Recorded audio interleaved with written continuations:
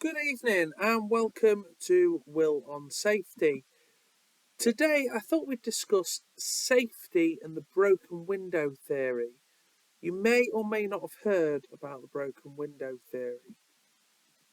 So, the broken window theory was introduced in 1982 by a couple of social scientists, James Q. Wilson, George L. Keeling, and since its publication, the theory has a significant influence on law enforcement practices and how they review crime. So when we talk about broken window theory, just picture the scene. So picture a vacant building with a few broken windows. If they're not repaired, more will likely be broken by vandals. With time, the situation will worsen as more vandalism takes place with increased frequency. And the reason for that is it becomes the social norm. It becomes acceptable because people see what's happened in the past, nothing's been done about it, there's no enforcement to stop it. So it becomes the norm and it happens more and more and more until it becomes socially acceptable. So the theory is about normalised behaviour and what's considered acceptable, as we've just discussed. What does that have to do with safety, though? So, in terms of safety, this is our broken window problem. In our day-to-day lives, our factories, our manufacturing plants, we often see an uptake in things like near misses. You could have an uptake in accidents. Um, and I can pretty much guarantee that everybody having a look at this toolbox talk will agree that when we walk the shop floors, safety rules aren't always enforced as consistently as they should be. Um, and that can be, noisy factories, people not wearing hearing protection. They might have music earbuds in, safety glasses being popped on the top of the head. And this happens because we've started to get this broken window problem, if you like. It happens, it's on the shop floor. More and more employees see that other employees are breaking the rules. It's not necessarily enforced by management, so therefore it becomes socially acceptable to do exactly the same. Everybody knows the rules, few people follow it. Okay. So,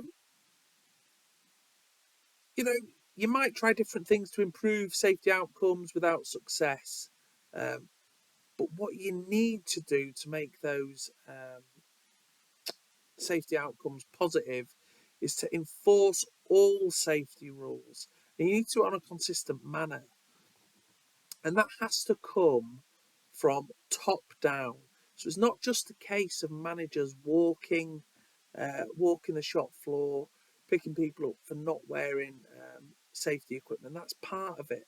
But it's more about changing the perception of people, making clear and defined rules, and making sure and sort of policing those rules so that everybody is adhering to them, taking action when those safety rules aren't being adhered to.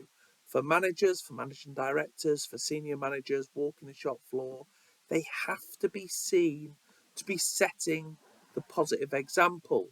That means wearing the safety equipment themselves. That means not making allowances for more senior people when they come to site. That means if you've got customers coming to site, you're ensuring that they are also adhering to those safety rules.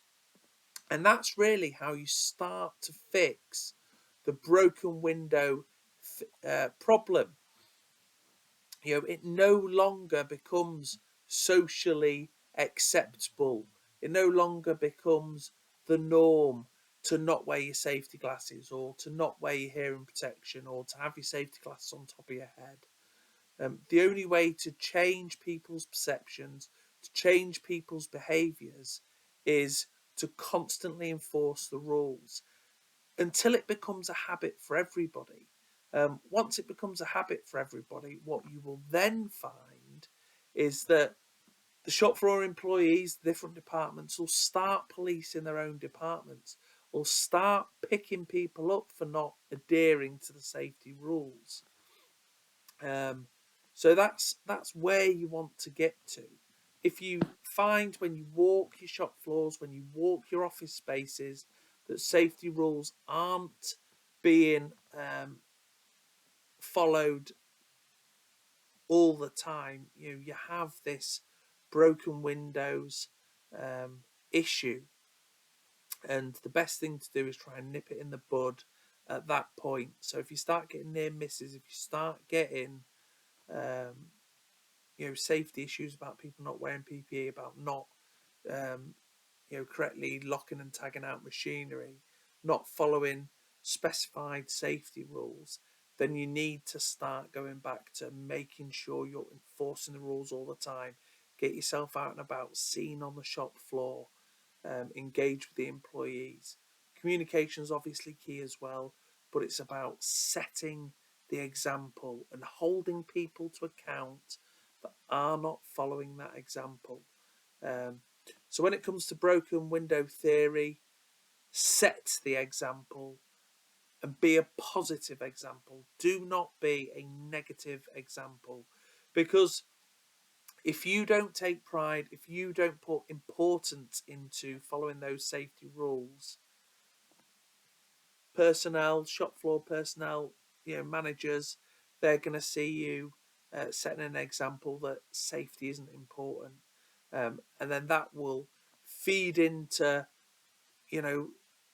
lower down to the shop floor employees.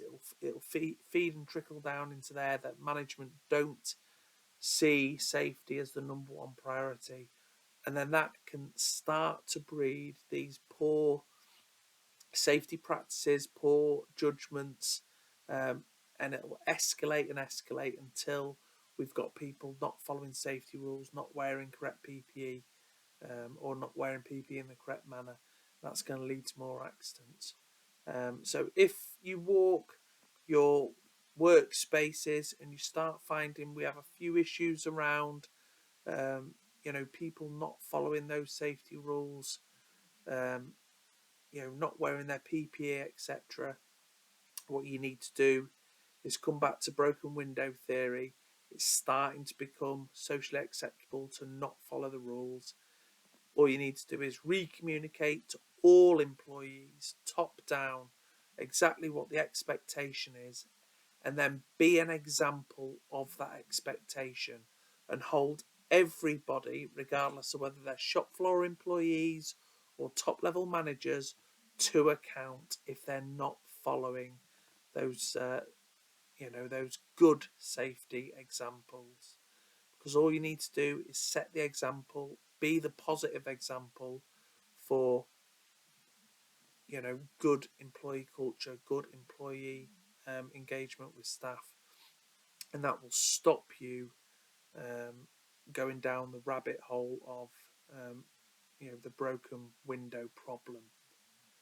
I hope you found this interesting. If you have, please give me a like, subscribe to the channel. It helps my channel Will on Safety expand. If you know other businesses, other people that will benefit from free toolbox talks, free safety discussions, then please share this channel with them, ask them to subscribe. It's all free information. If you would like to cover any other topics, just leave me a comment in the comments below. I get back 100% to all my comments, and I will do videos on whatever topics you'd like to see next. But until next time, folks, remember, be safe by choice and not by chance. Take care. Bye for now.